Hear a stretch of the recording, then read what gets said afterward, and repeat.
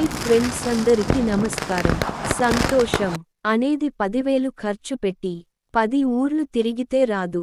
మన అనుకునే వారితో 10 నిమిషాలు అయినా మనస్ఫూర్తిగా మాట్లాడితే నిజమైన సంతోషం దొరుకుతుంది. సమయం, పరిస్థితులు ఎల్లప్పుడూ మారుతూనే ఉంటాయి. చక్కని బంధం, మంచి స్నేహం ఎప్పటికీ మారవు. నమ్మకం, ప్రాణం రెండూ ఒక్కటే. ఒక్కసారి పోతే మళ్ళీ తిరిగిరావు. నమ్మిన వారిని మోసం చేయకు. మోసం చేసిన వారిని తిరిగి నమ్మకు.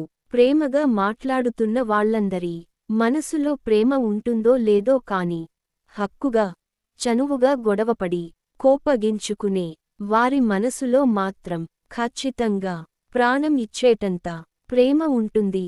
మన అనుకున్న వాళ్లను అర్థం చేసుకోవడం అంటే వాళ్ళు తినేవి, తాగేవి తెలుసుకోవడం కాదు. ఏ సందర్భంలో వాళ్ళు ఎలా స్పందిస్తారు, ఏం చేస్తే వాళ్ళు సంతోషంగా ఉంటారో తెలుసుకోవడం. ఇతరులకు నచ్చినట్టు బతకాలంటే జీవితాంతం నటించాల్సి వస్తుంది. అదే నీకు నచ్చినట్టు జీవించు. లైఫ్ అంతా హ్యాపీగా సాగిపోతుంది. మన చుట్టూ ఉన్న వాళ్లలో మంచి వాళ్ళు, చెడ్డవాళ్ళు అంటూ ప్రత్యేకంగా ఎవరూ ఉండరు. అందరూ సమయం, సందర్భం వచ్చినప్పుడు మారిపోయే మనుషులు మాత్రమే. గాలి పటానికి దారం ఆధారం, మనిషికి మనసు ఆధారం, జీవితానికి నమ్మకం ఆధారం, రేపటికి ఆశ ఆధారం, గెలుపుకు ప్రయత్నం ఆధారం. ఎంత సముద్రం పక్కన ఇల్లున్నా ఇంట్లో మంచినీరు అయిపోతే బిందెలు పట్టుకొని సముద్రం దగ్గరికి వెళ్ళం కదా. అలాగే చుట్టూ ఎంతమంది ఉన్నా సంతోషాలను, బాధలను మనల్ని అర్థం చేసుకున్న వాళ్ల దగ్గరే పంచుకోగలుగుతాం. సంతోషం అనేది 10,000 ఖర్చు పెట్టి 10 ఊర్లు తిరిగితే రాదు. మన అనుకునే వారితో 10 నిమిషాలైనా మనసు విప్పి మాట్లాడితే నిజమైన సంతోషం దొరుకుతుంది.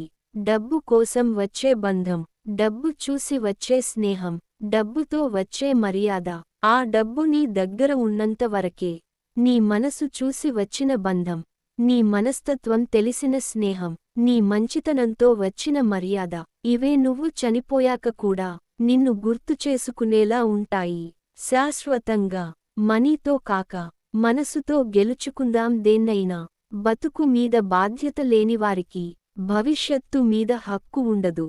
నిన్ను సానబెట్టేందుకే సంఘర్షణల మధ్యకు నెడుతూ ఉంటుంది జీవితం. తట్టుకుంటే రత్నమై వెలుగుతావు, తప్పుకుంటే రాయిలానే మిగులుతావు.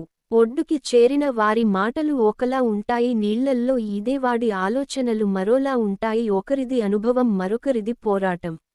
ఈత వస్తేనే నీళ్లల్లో బతకగలం, లేదంటే పోతాం. కానీ ఈ సమాజం మధ్య బతకాలంటే ఇంకా చాలా విద్యలు తెలిసుండాలి. జీవితంలో అతిపెద్ద మొదటి సవాల్ ఏంటంటే మనమెవరమో మనం ఖచ్చితంగా కనుగొనడం. రెండో అతిపెద్ద సవాల్ ఏంటంటే మనం కనుగొన్న వాటితో ఎలా సంతోషంగా జీవించాలో తెలుసుకోవడం.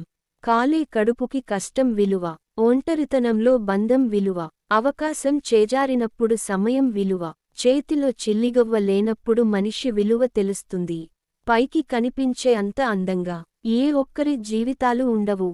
కొందరు నటిస్తారు, మరికొందరు నెట్టికొస్తారు. ఓసారి వద్దు అనుకుని వదిలేసినా వారు మళ్ళీ పిలిచారు అని పరిగెత్తుకు వెళ్లే ముందు ఈసారి చేసే అవమానం ఇంకెంత ఘోరంగా ఉంటుందో అని ఊహించుకో చాలు. దారి కనపడితే వెళ్ళిపోయే బంధాలు అవసరం ఉన్నంత వరకు మాత్రమే ఉంటాయి. వెళ్లేందుకు 100 దారులు ఉన్నా నిన్ను విడువని బంధమే కడవరకు తోడు ఉంటుంది. ధనం ఉన్న వారితో కాదు, గుణం ఉన్న వారితో స్నేహం చెయ్యి. బాధపడే రోజు మాత్రం నీకు ఎప్పటికీ రాదు. ధనం కన్నా గుణం గొప్పది. మనిషికి జీవితాంతం తోడుగా ఎవరూ ఉండరు. అలా ఉంటారనుకోవడం భ్రమ. మనిషికి నిజంగా జీవితాంతం తోడు ఉండేది తన గుండె ధైర్యం తప్ప మరొకటి లేదు. మనకు శత్రువులు పెరిగిపోతున్నారంటే మనం తప్పు చేస్తున్నామని కాదు, తప్పు చేసే వాళ్లకు అది తప్పని చెబుతున్నామని. నువ్వు లెక్కబెట్టుకోగలిగినంత వరకే అవి చినుకులు, ఆ తరువాత దాన్ని వర్షమంటారు. నువ్వు చక్కబెట్టుకోగలిగినంత వరకే అవి సమస్యలు, ఆ తరువాత దాన్ని కష్టమంటారు.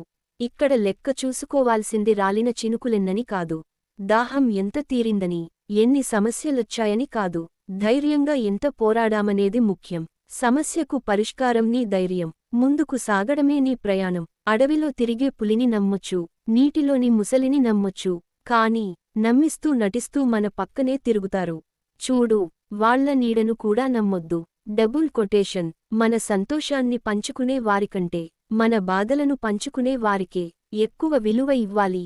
ఎవరినైతే ఎక్కువ నమ్ముతామో వాళ్ళ దగ్గర ఎక్కువగా మోసపోతాం. ఆ మోసం ఎలా ఉంటుందంటే తిరిగి కోలుకోలేనంతగా. మనకిచ్చే సమయాన్ని బట్టి మన విలువ అర్థమైపోతుంది. వాళ్ళ దృష్టిలో మన స్థానం ఏంటి అని. మన జీవితంలో మనం ఎలా ఉన్నా మనల్ని ప్రేమించే మనిషి ఒక్కరు ఉంటారు. ఆ మనిషిని బాధ పెట్టకుండా సంతోషంగా చూసుకోవటం మన బాధ్యత. మనకి ఇష్టమైన వాళ్లతో రోజుకి 5 నిమిషాలు మాట్లాడినా రోజంతా సంతోషంగా గడిపేస్తాం. అదే వాళ్లతో ఒక్కరోజు మాట్లాడకపోయినా ఏదో కోల్పోయినట్టు దిగులుగా ఉండిపోతాం.